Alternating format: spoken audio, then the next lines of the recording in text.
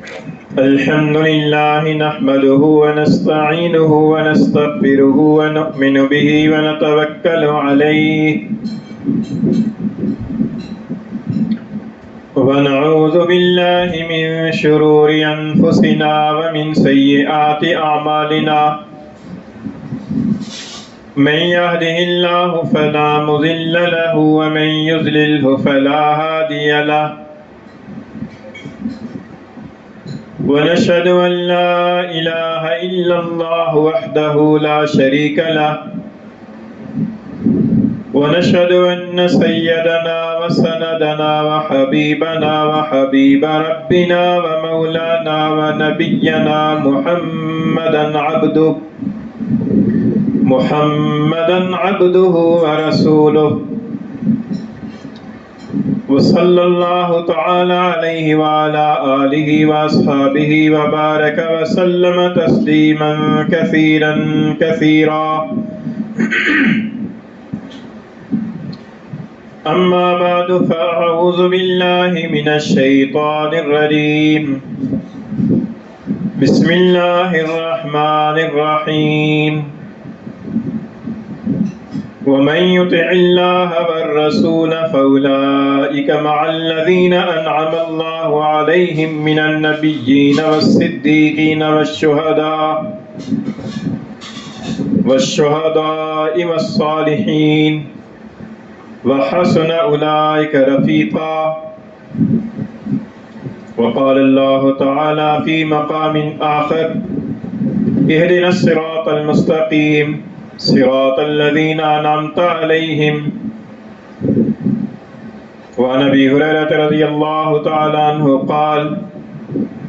قال رسول الله صلى الله عليه وسلم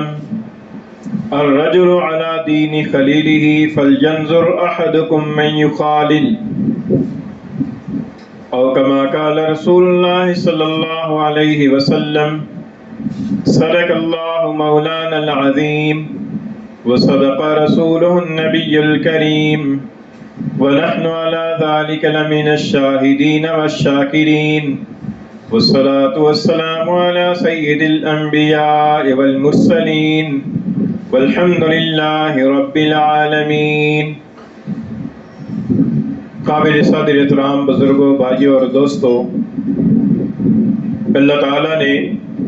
ہمیں سورہ فاتحہ کے اندر اپنے سے ایک دعا مانگنے کی تعلیم ارشاد فرمائی ہے، اور وہ دعا یہ ہے اہدنا الصراط المستقیم، کہ اللہ ہمیں صراط مستقیم کی اوپر چلا.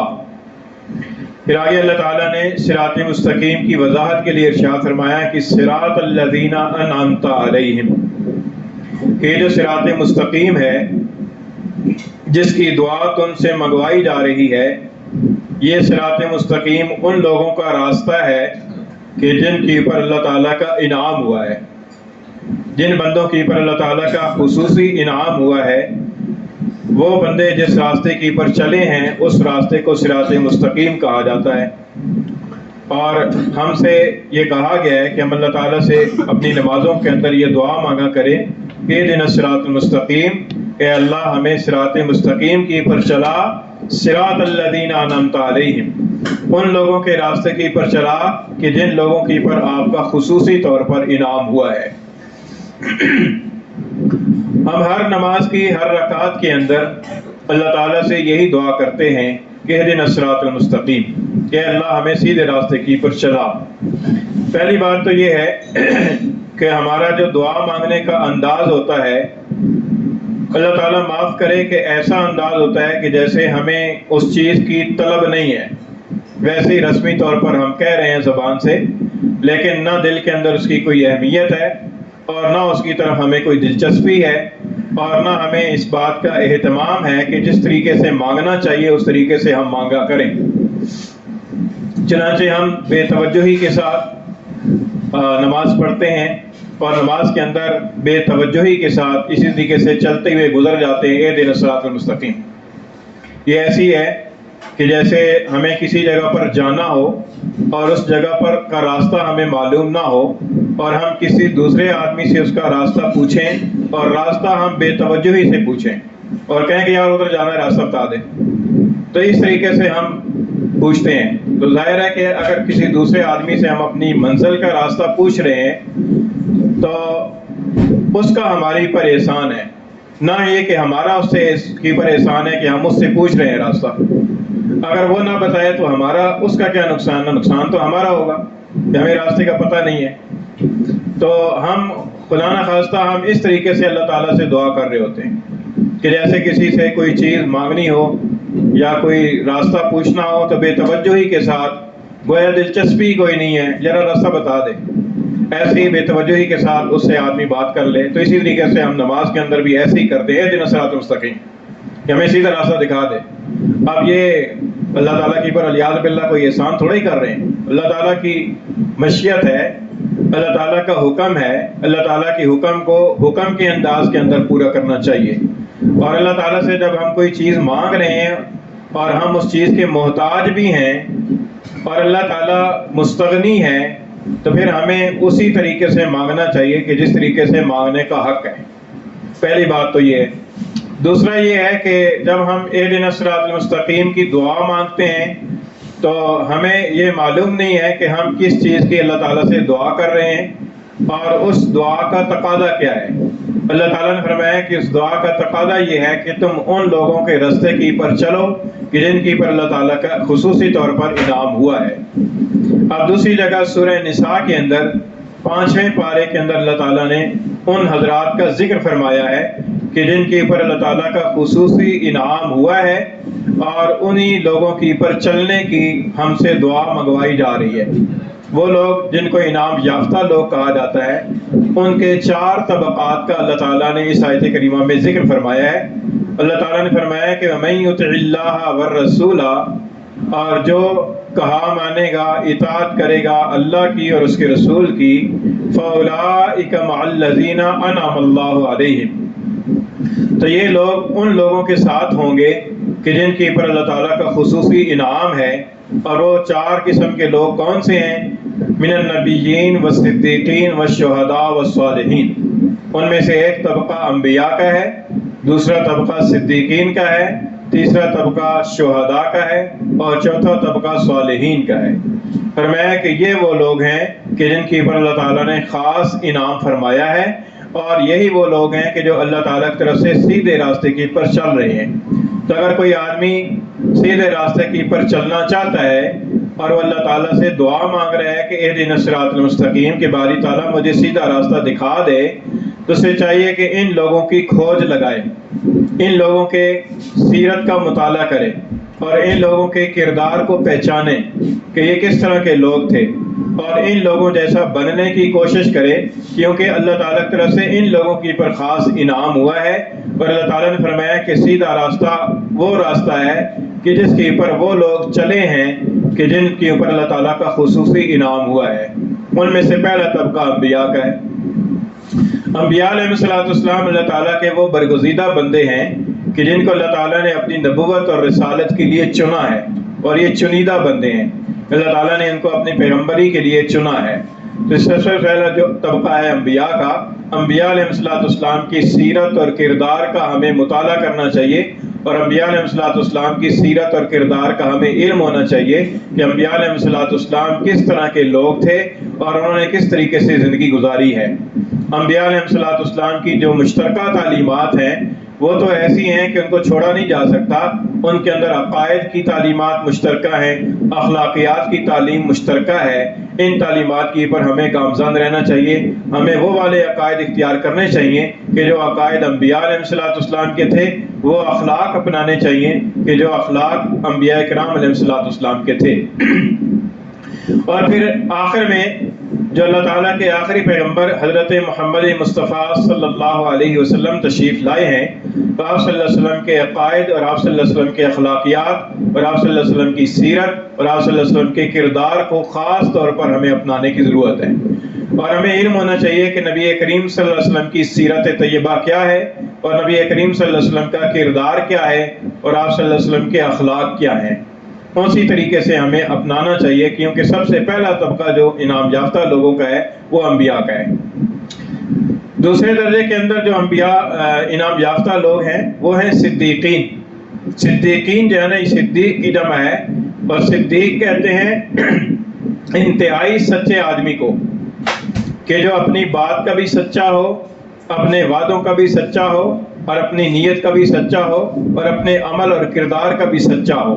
ایسے سچے آدمی کو صدیق کہا جاتا ہے. امت کے اندر سب سے اعلیٰ درجے کے جو صدیق ہیں ان کا نام نامی ہے حضرت ابوبکر صدیق رضی اللہ تعالیٰ عنہ، جن کا خصوصی لقب ہے صدیق اکبر. اور یہ صدیق لوگ وہ ہوتے ہیں کہ جو انبیاء علیہ السلام کی طرف سے جو حکم آ جائے اس حکم کی پر بلا چون و چرا اپنا سب کچھ نچھاور کر دیتے ہیں. بلا چون و چرا اس حکم کے سامنے جھک جاتے ہیں، اس حکم کے سامنے اپنی عقل کو نہیں لڑاتے، اپنے جذبات کے متبوع نہیں ہوتے، بلکہ جذبات کو ایک طرف رکھتے ہوئے، اپنی عقل و فہم کو ایک طرف رکھتے ہوئے انبیاء علیہ السلام کی تعلیم کے سامنے بالکل اپنے آپ کو قربان کر دیتے ہیں. یہ لوگ ہیں صدیق، صداقت کے مرتبے کی پر ہوتے ہیں. اس سے یہ معلوم ہوتا ہے کہ اگر کوئی انسان درست راستے کی پر چلنا چاہتا ہے تو درست راستے کی پر چلنا جو ہے نا، یہ صداقت کا راستہ ہے، سچائی کا راستہ ہے. جھوٹ کا راستہ یہ سیدھا راستہ نہیں ہے، سچائی کا راستہ یہ سیدھا راستہ ہے. اور اللہ کے پیغمبر کی بات کے اندر شک کرنا یہ سیدھا راستہ نہیں ہے. اللہ کے پیغمبر کی بات کو بلا چون و چرا، بلا شک و شبہ تسلیم کر لینا جوں کا توں، یہ صداقت اور سیدھا راستہ ہے، یہ سچائی کا راستہ ہے. اس لیے زبان کے اعتبار سے، بات کے اعتبار سے، نیت کے اعتبار سے، جذبے کے اعتبار سے، عمل اور کردار کے اعتبار سے سچا ہونا یہ سیدھا راستہ ہے. دوسرا طبقہ یہ ہو گیا. تیسرا طبقہ ہے شہداء کا. شہداء جو ہے یہ شہید کی جمع ہے، اور شہید دو طرح کے اس کے مصداق ہیں. سب سے پہلا مصداق تو یہ ہے کہ اللہ تعالیٰ کے دین کی خاطر، اللہ تعالیٰ کی رضا کی خاطر اپنی جان تک کی پرواہ نہ کرے، اپنے مال کی، اپنے جان کی، اپنے جذبات کی، اپنی خواہشات کی، اپنے ارمانوں کی، سب طرح کی چیزوں کی قربانی دینے کا جذبہ رکھنے والا جو ہے وہ شہید کہلاتا ہے. کیونکہ اللہ کے راستے کے اندر جو لوگ اپنی جانوں کو قربان کر دیتے ہیں ان کو شہید کہا جاتا ہے. اللہ تعالیٰ کی راستے کے اندر جان کا قربان کرنا یہ تو اعلیٰ درجہ ہے. اس سے پہلے یہ ہے کہ انسان اللہ کی رضا کی خاطر اپنی خواہشات کو، اپنے جذبات کو، اپنے ارمانوں کو، اپنے آرام کو قربان کرنے کا جذبہ اس کے اندر پیدا ہو جائے اور اپنی ان ساری چیزوں کو قربان کرنے والا ہو. ایک درجہ شہادت کا یہ ہے. پھر شہید کا دوسرا مصداق یہ ہے کہ اللہ تعالیٰ کی رضا کی خاطر اپنی بات اور اپنے کردار کو ایسا بنانے والا ہو کہ اس کا کردار اس بات کی شہادت دیتا ہو کہ یہ اللہ کا بندہ ہے، اس کا کردار اس بات کی شہادت دیتا ہو کہ یہ اللہ کے رسول کا امتی ہے، اس کا کردار اس بات کی شہادت دیتا ہو کہ یہ سیدھے راستے کی پر چلنے والا ہے. تو یہ شہادت کا جو مرتبہ اور طبقہ ہے شہداء کا، یہ بھی سچائی کا راستہ ہے کہ جس آدمی کے دل کے اندر اتنا جذبہ نہیں ہے کہ وہ اللہ تعالیٰ کی رضا کی خاطر اپنی خواہشات کو، اپنے جذبات کو، اپنے مالوں کو اور اپنی دولت کو قربان کرنے کا جذبہ نہ رکھتا ہو، وہ گویا کہ شہداء کے مرتبے کا انسان نہیں ہے. وہ شہادت کے طبقے والے کے اوپر، راستے کے اوپر چلنے والا نہیں ہے، کیونکہ اسے تو اپنا مال پیارا ہے، اسے تو اپنا آرام پیارا ہے، اسے تو اپنی خواہشات پیاری ہیں. وہ اللہ تعالیٰ کے حکم کو چھوڑ دیتا ہے، اپنی خواہشات کو نہیں چھوڑتا، اللہ کے حکم کو چھوڑ دیتا ہے، اپنے مال و دولت کو نہیں چھوڑتا، اللہ کے حکم کو چھوڑ دیتا ہے، اپنے جذبات کو نہیں چھوڑتا. اس کا مطلب یہ ہوا کہ وہ شہداء کے طبقے کے پر چلنے والا انسان نہیں ہے. تو یہ شہداء کے طبقے کے پر چلنا یہ سیدھے راستے کی پر چلنا ہے. یہ تیسرا طبقہ ہو گیا. چوتھا طبقہ ہے صالحین کا. صالحین جو ہے نا یہ صالح کی جمع ہے، اور صالح اس آدمی کو کہتے ہیں کہ جس کا ظاہر اور باطن ایک ہو، جس کی خلوت اور جلوت ایک ہو، جو ظاہر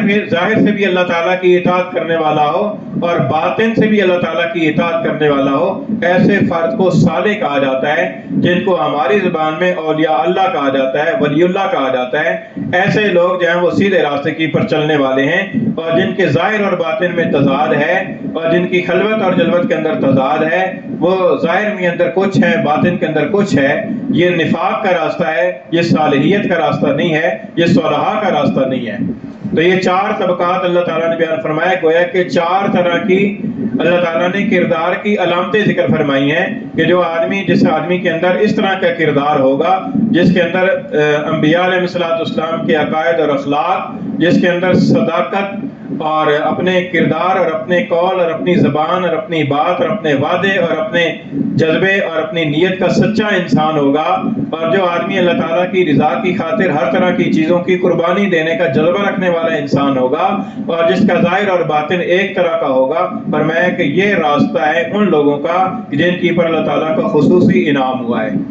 اور یہ جو سورہ فاتحہ کے اندر ہم ہدایت کی دعا طلب کرتے ہیں، اللہ تعالیٰ نے اس کے جواب کے اندر یہ فرمایا کہ صراط الذین انعمت علیہم، ان لوگوں کے راستے کی پر چلو کہ جن کی پر اللہ تعالیٰ کا انعام ہے، جن کی پر میں نے انعام فرمایا ہے، ان لوگوں کے راستے کی پر چلو۔ اور دوسری جگہ اللہ تعالیٰ نے فرمایا کہ اللہ کا انعام کن لوگوں کی پر ہے، فرمایا کہ اولئک فاولئک مع الذین انعم اللہ علیہم من النبیین والصدیقین والشہداء والصالحین، تو ان لوگوں کی پر اللہ تعالیٰ کا انعام ہے۔ تو ان لوگوں کا جو راستہ ہے وہ سچائی کا راستہ ہے، وہ سیدھا راستہ ہے، وہ قربانی کا راستہ ہے، اور وہ اپنی نیکی کا راستہ ہے۔ ان لوگوں کے راستے کی پر چلنے کا اللہ تعالیٰ سے چلنے کی دعا مانگی جا رہی ہے سورہ فاتحہ کے اندر۔ میرے آیت کریمہ کے بارے میں اللہ تعالیٰ نے فرمایا کہ فَأُولَٰئِكَ مَعَ الَّذِينَ أَنْعَمَ اللَّهُ عَلَيْهِمْ، کہ جو آدمی اللہ اور اللہ کے رسول کی اطاعت کرے گا تو اللہ اور اللہ کے رسول کی اطاعت کا انعام یہ ہے کہ قیامت کے دن جنت کے اندر وہ ان لوگوں کے ساتھ ہوگا جن کی پر اللہ کا انعام ہوا ہے، اور وہ لوگ کون ہیں؟ انبیاء، صدیقین، شہداء اور صالحین۔ جنت کے اندر ان کے ساتھ ہونے کا مطلب یہ ہے کہ درجہ تو ان کا اونچا ہوگا، انبیاء کا درجہ اونچا ہے، صدیقین کا درجہ اس کے بعد ہے، شہداء کا درجہ، صالحین کا درجہ، ان حضرات کے درجات تو بہت اونچے ہوں گے۔ عام لوگ جو جنت کے اندر جائیں گے تو چونکہ وہ بھی جنت میں ہیں اور یہ بھی جنت میں ہے، اس اعتبار سے اسے جنت کے اندر ان کی معیت اور رفاقت نصیب ہوگی۔ یہ ایسی ہے کہ جیسے کوئی آدمی کسی خاص کالونی کے اندر رہتا ہو، لیکن اسی کالونی کے اندر بڑے رینک والے لوگ بھی رہتے ہوں، تو آدمی کہتا ہے کہ ان کے ساتھ رہتا ہوں، گو کہ ان کے مکان کی جو سہولیات ہیں وہ اسے حاصل نہیں ہیں، لیکن ایک ہی درجے کی کالونی ہے، اس لیے کہا جاتا ہے کہ فلاں کے ساتھ رہنے۔ اور بعض حضرات نے یہ فرمایا کہ چونکہ جنتیوں کو وہاں پر اللہ تعالیٰ کے حکم سے اور اللہ تعالیٰ کی اجازت سے کبھی کبھار ان حضرات کے انبیاء، شہداء، صدیقین اور صالحین کی زیارت نصیب ہوتی رہے گی، ان کی صحبت کے اندر کبھی کبھار بیٹھنا ان کو نصیب ہوتا رہے گا، اس لیے فرمایا کہ یہ ان لوگوں کے ساتھ ہوں گے کہ جن کی پر اللہ تعالیٰ کا خصوصی انعام ہے۔ اور یہ بھی بڑی بات ہے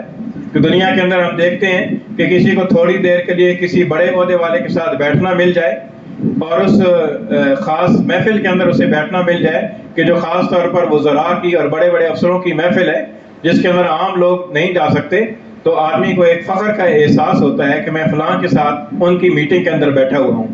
ان کی مجلس کے اندر بیٹھا ہوا ہوں۔ تو اسی طریقے سے اہل جنت کو جب ان حضرات کی صحبت کے اندر بیٹھنا نصیب ہوگا تو ان حضرات کو بڑی خوشی ہوگی کہ ہمیں اللہ تعالیٰ نے یہ انعام بھی عطا فرمایا ہے کہ یہ جو اعلیٰ درجے کے کردار کے لوگ ہیں، اعلیٰ درجے کا صداقت رکھنے والے، اعلیٰ درجے کی شہادت کا جذبہ رکھنے والے جو لوگ ہیں، ان کے ساتھ ہمیں بیٹھنا اٹھنا نصیب ہوا ہے۔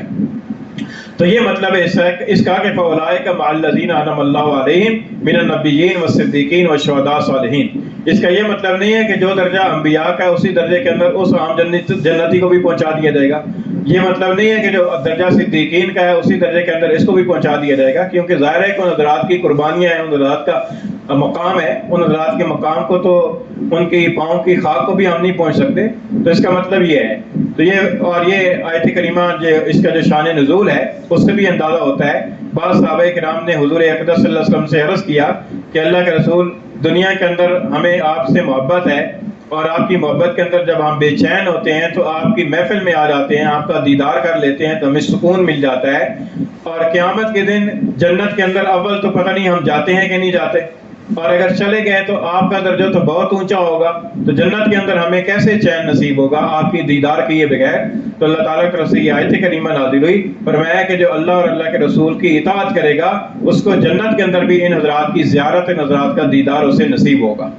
تو یہ بہت بڑا انعام ہے۔ یہ انعام اس کے اوپر ہے کہ ہم اللہ اور اللہ کے رسول کی اطاعت کریں، اور آج دنیا کے اندر ہم سے اسی بات کا مطالبہ ہے، اور ہم دنیا کے اندر اسی لیے بھیجے گئے ہیں کہ ہم دنیا کے اندر رہ کر اس عارضی زندگی کے اندر اللہ اور اللہ کے رسول کی اطاعت کریں۔ عبادات کے اندر، معاملات کے اندر، اخلاقیات کے اندر، معاشرت کے اندر، رہن سہن کے اندر اور لین دین کے اندر، ان ساری چیزوں کے اندر ہم اللہ اور اللہ کے رسول کی اطاعت کریں، اس اطاعت کے نتیجے کے اندر اللہ تعالیٰ کی طرف سے یہ انعام دیا جائے گا۔ پھر حدیث شریف کے اندر بھی آتا ہے،